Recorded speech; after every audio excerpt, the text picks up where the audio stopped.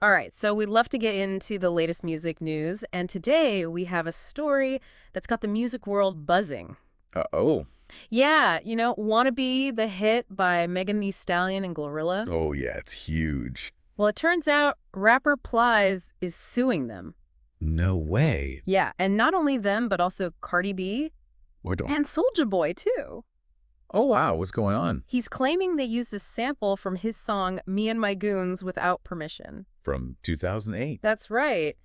And it gets kind of complicated. I bet. Apparently, Wannabe uses a sample from a Soulja Boy track, Okay. and that Soulja Boy track allegedly sampled Me and My Goons. Ah, so it's like a chain reaction of samples. Exactly. This is where things get really interesting, legally speaking. So even if they cleared the sample with Soulja Boy, Right. it could still be a problem if Soulja Boy's sample was unauthorized in the first place. Exactly. It's like building a house on a shaky foundation. And to make things even more intense, Yep. Plies isn't just suing the artists, he's going after the record labels and the distributors, everyone involved. Wow. So this could have huge implications for the music industry. Big time. If Plies wins, it sets a precedent. For sure. Imagine a world where every sample has to be traced back to its origin, like through all these layers. It could get really complicated. Some people are saying it could stifle creativity. Yeah. Make it harder for artists to experiment with different sounds. I mean, think about how much music relies on sampling.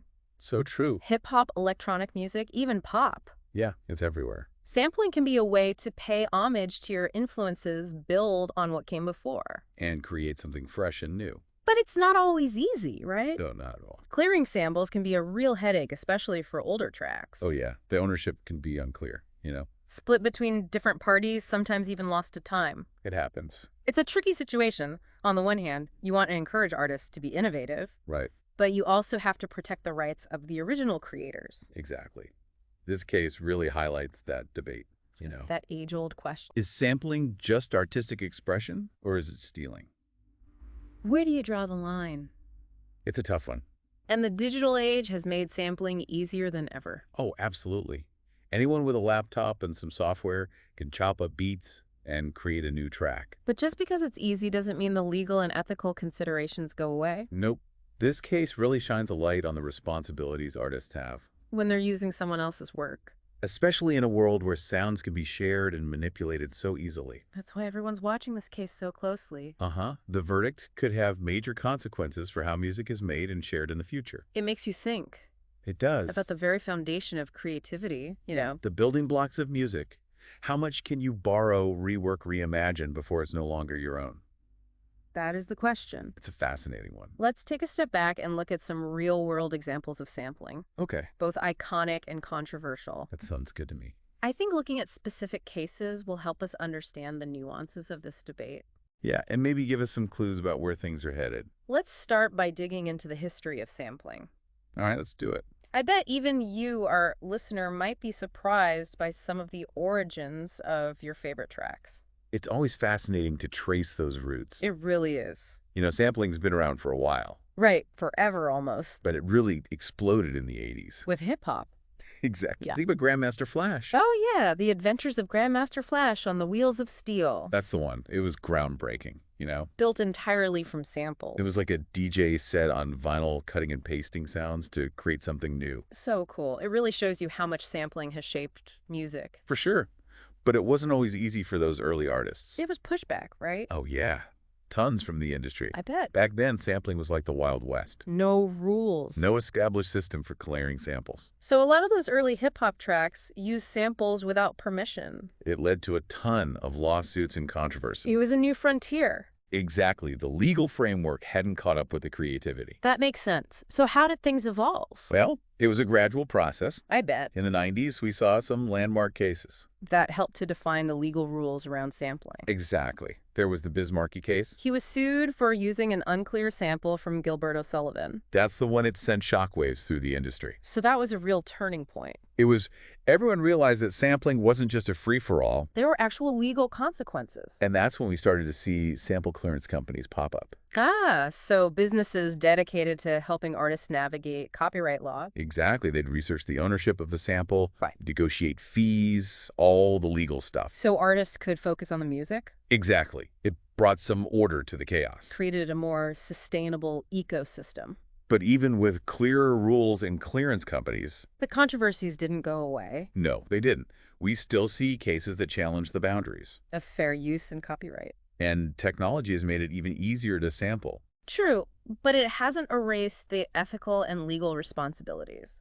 This is where the Plies case gets really interesting. It's not just about a single sample, right? It's about the layers of sampling that can happen. The chain reaction. It raises questions about how far back you have to trace a sample. How many layers you have to account for. And it makes you wonder, In a world where music is constantly being remixed and reinterpreted. is there even such a thing as a truly original sound anymore? Whoa, that's deep. It's like every artist is influenced by what came before. It's like standing on the shoulders of giants. And sampling can be a way to acknowledge those influences. To pay tribute to the artists and sounds that shaped you. But it's a delicate balance, right? Absolutely, you have to respect the originator. Make sure they're credited and compensated. And you have to bring something new to the table. Your own creative spin. Transform it into something fresh and unique. So where does that leave us?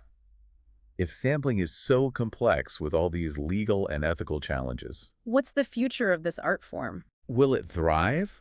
Or will it be stifled by copyright laws and lawsuits? That's the question. I think the answer lies in finding a balance. Between protecting creators and allowing for artistic expression.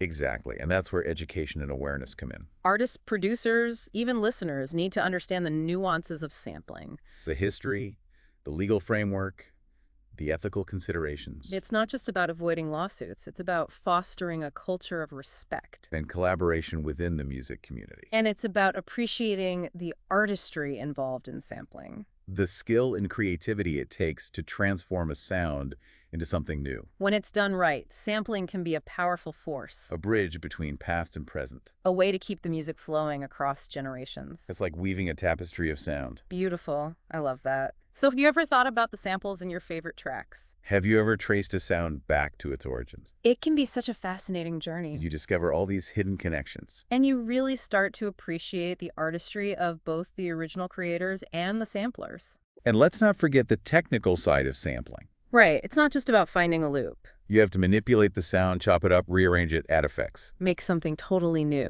It's like sculpting with sound. That's a great analogy. I think it's important to recognize sampling as a legitimate art form. One that requires creativity, technical skill, and a deep understanding of music. And respect for the source material. Of course, it's about building upon what came before, not just copying. Adding to the conversation. Which brings us to the evolution of sampling in the digital age. Oh yeah, the tools are more accessible, more sophisticated. The possibilities are endless. You've got AI generating music, now algorithms creating beats. It's mind-blowing. What will the future of sampling look like? That's a great question. I think we're just scratching the surface. As technology keeps You're evolving, going to see even more creative uses of sampling. blurring the lines between original and derivative works, It's like we're entering a new era of sonic exploration. where the boundaries are constantly being redefined. Who knows what amazing sounds await us? I'm excited to find out, but for now, let's bring it back to the Plies case. Okay. And the questions it raises about originality influence the future of music creation. This case isn't just about a legal battle. It's about the heart of what it means to create. In a world where every sound is potentially up for grabs, It's got everyone talking. remembering what the verdict will mean for the future of sampling. Makes you think about, where does originality even begin? It really does. I mean, in a world full of remixes and mashups and, endless possibilities, It's tough to say. it seems like every sound has been used before in some way. Yeah, we're all building on what came before, but I don't think originality is dead. So what's the key then? I think it's about intentionality. Intentionality. So it's not just about the sample itself, it's about the artist's purpose in using it. That's it. Think of it like painting. Okay. A painter can use the same colors as another painter, even be inspired by their style, Right. but still create something totally unique. So it's how they use those colors, their technique, their vision. Exactly. So in music, it's about how the artist transforms the sample, Adds their own creative spin, makes it their own. It takes those raw materials, those sonic building blocks, and makes something new and exciting. Adds to the conversation instead of just repeating it.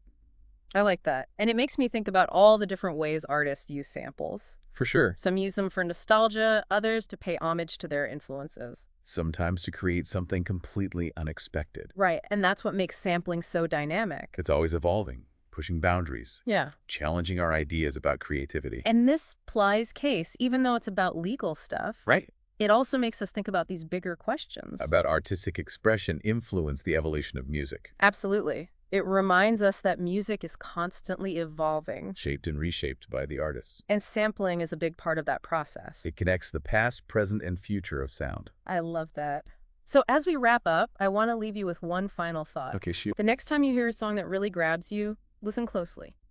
Pay attention to the layers of sound. The textures, the rhythms, See if you can hear the echoes of the past. the whispers of musical conversations across time. And ask yourself, where does originality begin?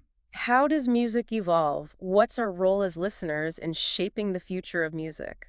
Because it's our curiosity, our willingness to explore, that keeps the music alive. That's a great way to put it. Thank you so much for joining us for this deep dive into the world of sampling. It's been a pleasure. We'll catch you next time.